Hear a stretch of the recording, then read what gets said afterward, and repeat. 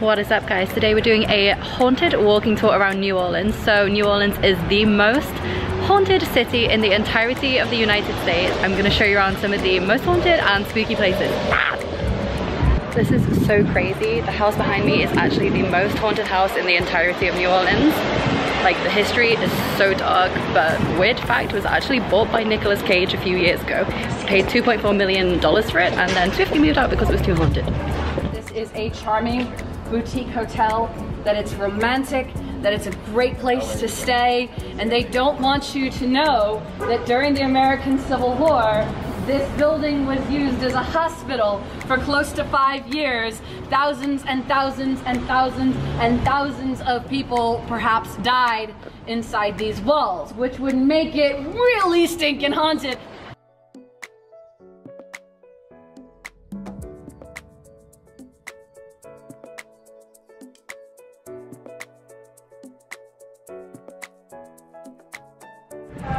Now I'm in Jackson Square, which is like the main square of New Orleans. It's incredibly haunted.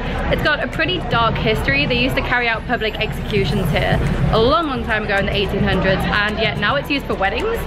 So it's gone from public executions to being in people's Instagram feeds, which I just find really weird, but I can see why. It's such a beautiful square. Our ghost tour guide was telling us that apparently it's incredibly haunted, and they close off the gates to this square at night time, and if you come here by yourself at night, sometimes you can see these really creepy mists or things show up in photos that shouldn't be there. It's just really haunted. I'm currently in Muriel's. You can see this table behind me. This table has been set every single night for the last 20 years. Every night. And it's not set for a person, it's set for the ghost of the guy who used to live here. So basically he lived here, he got into insane debt from gambling, and he ended up gambling away his house. So he had 24 hours to hand over his house, but he didn't do that. Instead, he hung himself upstairs, which is where we're gonna go now. But apparently they turned this place into a restaurant, and the ghost of the guy that hung himself used to get really angry and like throw glasses from the bar and just move tables around and do all these creepy things. So the people working in the restaurant were like, why don't we do something nice for the ghost instead of trying to get rid of it? So they set the table for him every single night, and apparently sometimes he gets a bit angry and throws some glasses, so they could just give him like a nicer bottle of wine or some nice cheese, and then everything's fine. But you're gonna go and know, I'm so scared. This is also creepy. That's the only thing going through my mind. This place, oh my god, just nearly fell down the stairs. This place is like the creepiest vibes.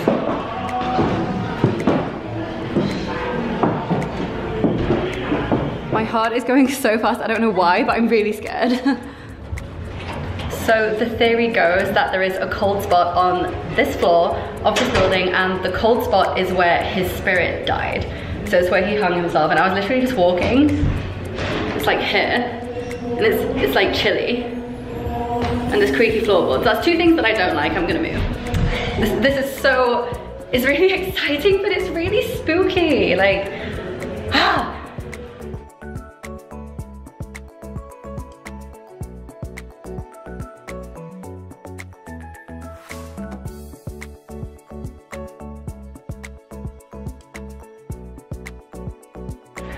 Guys, we're now outside Muriel's. This is Jackson Square behind me. It's like the main hub of New Orleans. It's pretty cool. There's like musicians, there's stores selling all these amazing paintings, which I'm gonna show you now.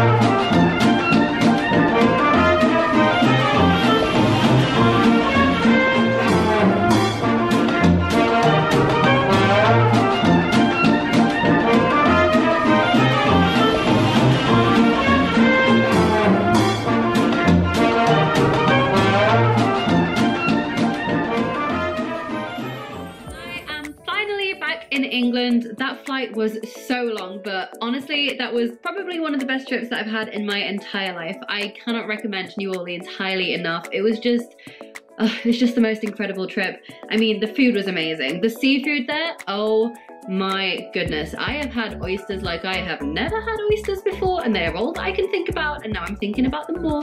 Just want the oysters, oh, they were so good. Anyway, back to the video.